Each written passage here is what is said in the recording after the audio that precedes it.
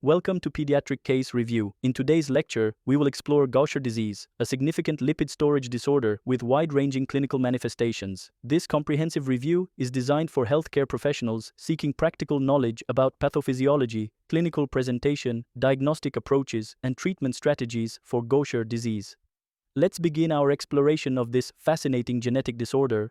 Question 1. A 3-year-old presents with hepatosplenomegaly. What is the underlying cellular defect in Gaucher disease? Option A. Deficiency of sphingomyelinase. Option B. Deficiency of glucocerebrosidase. Option C. Deficiency of hexosaminidase A. Option D. Deficiency of galactocerebrosidase. The correct answer is B. Deficiency of glucocerebrosidase. Gaucher disease is an autosomal recessive lysosomal storage disorder caused by mutations in the GBA gene located on chromosome 1. This mutation leads to deficiency of the enzyme glucocerebrosidase, resulting in accumulation of glucocerebroside within macrophages throughout the body, particularly in the spleen, liver, and bone marrow. Gaucher cells have a distinctive microscopic appearance, often described as resembling wrinkled tissue paper. These are enlarged macrophages with eccentric nuclei and a characteristic fibrillar pattern in the cytoplasm. They stain positive with periodic acid shift stain and accumulate primarily in the spleen, liver, and bone marrow, causing progressive organ dysfunction. These cells are pathognomonic for Gaucher disease when found in bone marrow aspirates. Question 2. A 6-month-old infant presents with developmental regression, seizures, and hepatosplenomegaly. Which type of Gaucher disease is most likely? Option A. Type 1, non-neuropathic. Option B. Type 2, acute neuropathic. Option C. Type 3, chronic neuropathic. Option D. Type 4, cardiovascular.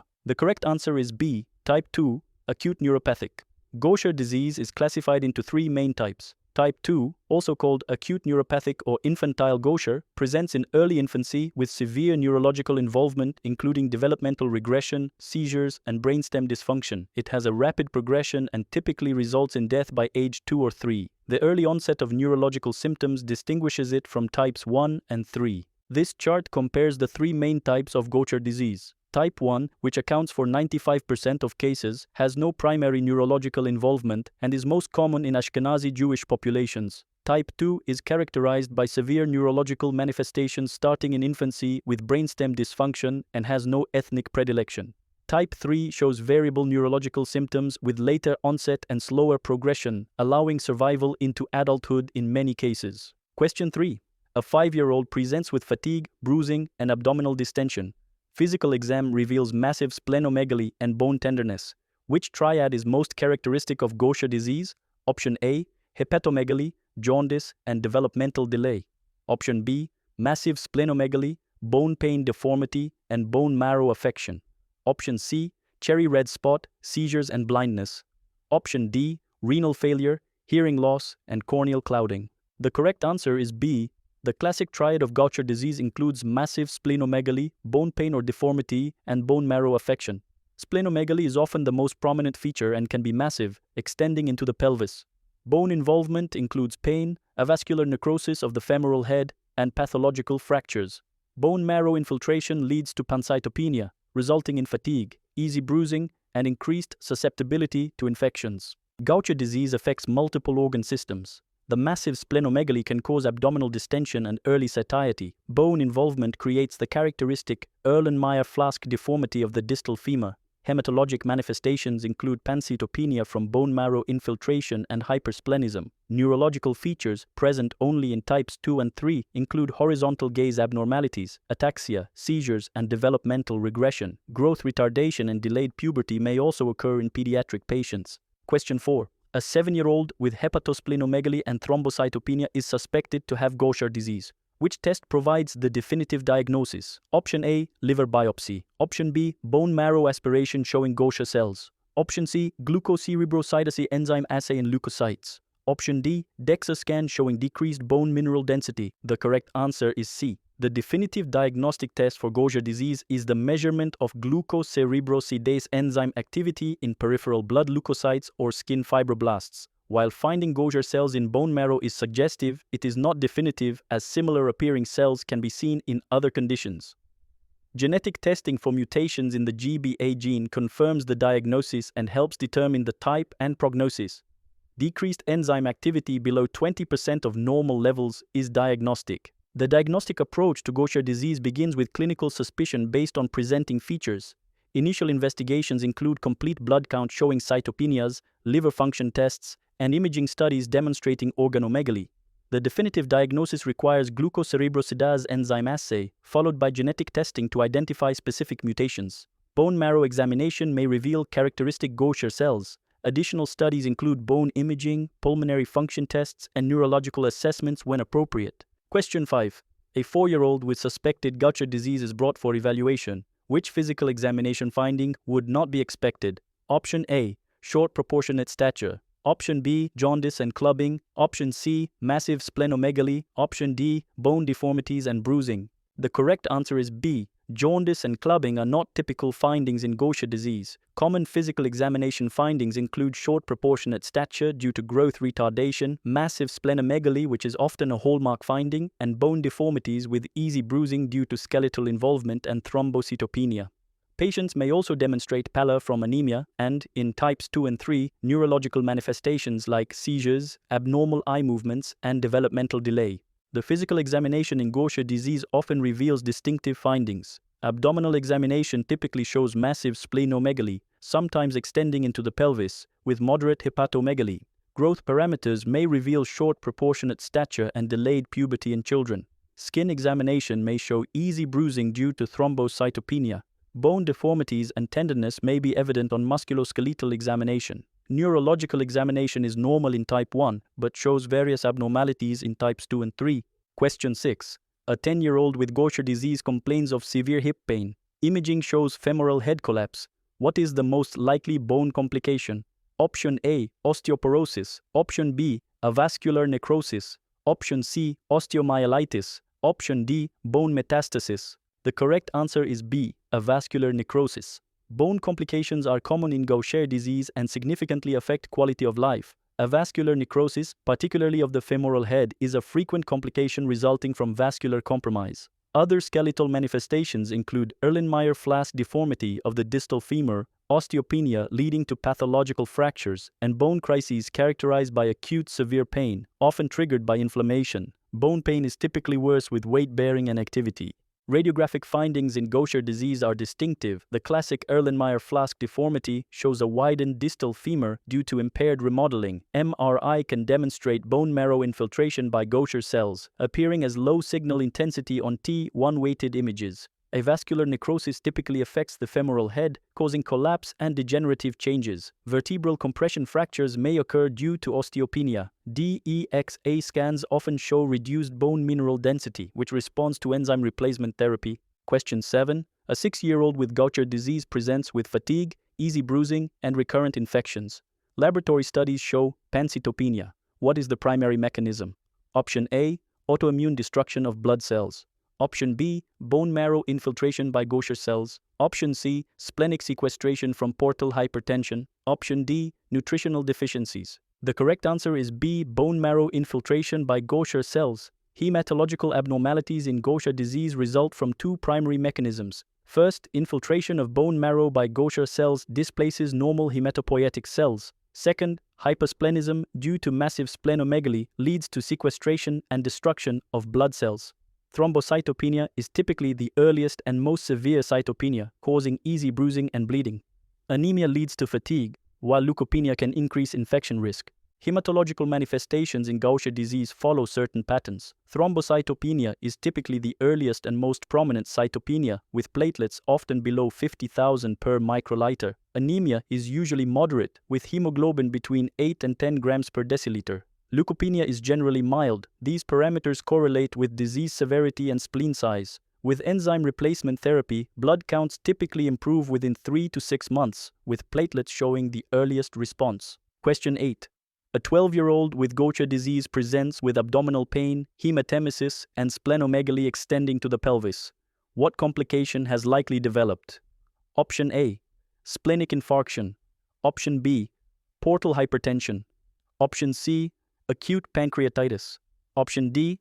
Intestinal obstruction. The correct answer is B. Portal hypertension. Massive splenomegaly in Gaucher disease can lead to portal hypertension with resulting esophageal varices and hematemesis. Other major complications include splenic infarction, which typically presents as acute abdominal pain. Pathological fractures may occur due to bone disease. Neurological complications including seizures, ataxia, and nystagmus are seen exclusively in types 2 and 3. Pulmonary hypertension and hepatic fibrosis are potential long-term complications in advanced disease. This flowchart illustrates how complications in Gaucher disease develop and interrelate. Massive splenomegaly leads to hypersplenism and potentially to portal hypertension. Bone marrow infiltration causes cytopenias and bone disease. In types 2 and 3, neurological complications progressively worsen. Early enzyme replacement therapy can prevent or ameliorate many complications, particularly those affecting the visceral organs and skeleton.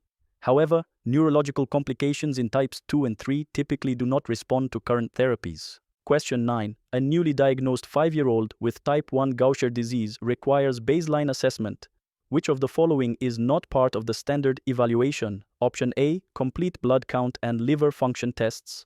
Option B. Brain MRI and electroencephalogram EEG. Option C. Abdominal ultrasound and bone marrow aspiration. Option D. DEX, a scan and skeletal survey. The correct answer is B. Brain MRI and electroencephalogram. Since type 1 Gaucher disease does not involve the central nervous system, neurological imaging and testing are not part of the standard evaluation. The comprehensive assessment typically includes hematologic testing with complete blood count, coagulation studies, and iron studies, visceral evaluation with liver function tests and abdominal ultrasound, and skeletal assessment with DEXA scan, skeletal survey, and bone MRI. Neurological evaluation is standard only for types 2 and 3. A comprehensive assessment for Gaucher disease follows this organized framework. Initial evaluation establishes baseline parameters across all affected systems. Ongoing monitoring includes complete blood counts every 3 to 6 months, liver and spleen volumes annually, bone mineral density every 1 to 2 years, and growth parameters at each visit for children. Disease severity can be quantified using validated tools like the Gaucher Disease Severity Score Index. Monitoring frequency should be individualized based on disease severity and treatment response. Question 10. A 4-year-old with type 1 Gaucher disease presents with massive splenomegaly, severe thrombocytopenia, and bone pain. Which is the first-line treatment?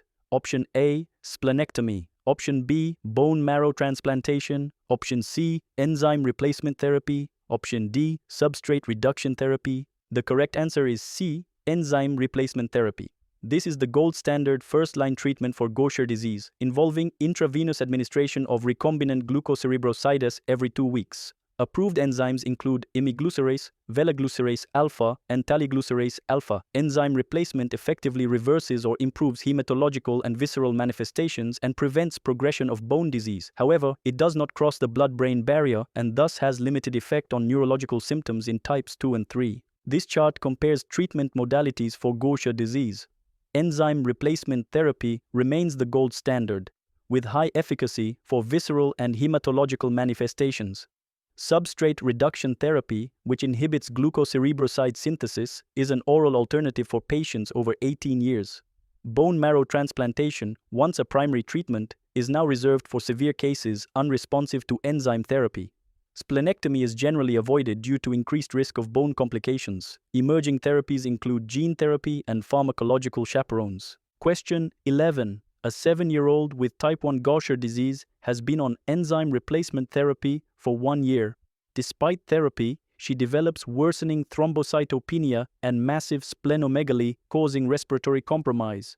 What is the next best step? Option A. Increase enzyme replacement dose. Option B. Add substrate reduction therapy. Option C. Consider partial splenectomy. Option D. Proceed with bone marrow transplantation. The correct answer is A. Increase enzyme replacement dose. Enzyme dosing ranges from 15 to 60 units per kilogram every 2 weeks and can be adjusted based on clinical response. Before considering invasive options like splenectomy, optimizing enzyme therapy is essential. Splenectomy is generally avoided as it increases risk for bone disease and pulmonary hypertension. Substrate reduction therapy is not approved for children under 18 years. Bone marrow transplantation carries significant risks and is reserved for severe cases unresponsive to other treatments. This management algorithm outlines the approach to patients with Gaucher disease. Initial treatment decisions depend on disease type, severity, and patient age. For type 1, enzyme replacement is initiated at 15 to 60 units per kilogram every 2 weeks. Response is monitored using established goals: improvement in hemoglobin and platelet counts within 6 to 12 months, reduction in liver and spleen volumes within 1 to 2 years, and improvement in bone pain within 1 year. Dosage adjustments are based on these response parameters. Question 12. An 8-year-old girl with Gaucher disease develops severe bone pain in her femur after minor trauma. X-rays are normal. What is the most appropriate next step? Option A. Increase analgesics and continue current enzyme dose. Option B. Obtain MRI to evaluate for bone crisis or avascular necrosis. Option C. Recommend complete bed rest for 4 weeks. Option D. Perform bone marrow aspiration from the painful site. The correct answer is B. Obtain MRI to evaluate for bone crisis or avascular necrosis. Bone crises in Gaucher disease present as acute, severe bone pain, often precipitated by minor trauma or without obvious triggers. X-rays are frequently normal in early phases, whereas MRI can detect early bone edema characteristic of bone crisis or early avascular necrosis. Management includes pain control, limited weight bearing, and possibly temporary increase in enzyme replacement dose. Bone crises may progress to avascular necrosis if not properly managed. This management guide outlines the approach to bone crisis in Gaucher disease. The differential diagnosis includes bone crisis, avascular necrosis, pathological fracture, and osteomyelitis. MRI is the gold standard for evaluation, showing bone marrow edema in acute crises. Management includes adequate pain control with anti-inflammatory medications and opioids if necessary, protected weight bearing, and maintaining hydration. Optimizing enzyme replacement therapy is crucial for preventing recurrence. Orthopedic consultation should be obtained for suspected avascular necrosis. Question 13. A couple has a child diagnosed with type 1 Gaucher disease. Both parents are asymptomatic carriers. What is the risk of their next child having Gaucher disease? Option A, 0%. Option B, 25%. Option C, 50%. Option D, 100%. The correct answer is B, 25%. Gaucher disease follows an autosomal recessive inheritance pattern. When both parents are carriers, each having one normal and one mutated GBA gene, there is a 25% chance their child will inherit 2 mutated genes and have Gaucher disease. There is a 50% chance the child will be a carrier like the parents, and a 25% chance of inheriting 2 normal genes. Genetic counseling is essential for affected families to understand inheritance risks and options. Genetic testing and counseling are crucial components of Gaucher disease management. 4 common mutations account for 90% of cases in Ashkenazi Jewish populations, while greater genetic heterogeneity exists in other groups. Carrier testing is recommended for at-risk populations, with a carrier frequency of 1 in 15 among Ashkenazi Jews. Prenatal diagnosis is possible through chorionic villus sampling or amniocentesis. Pre-implantation genetic diagnosis offers another option for couples at risk of having affected children.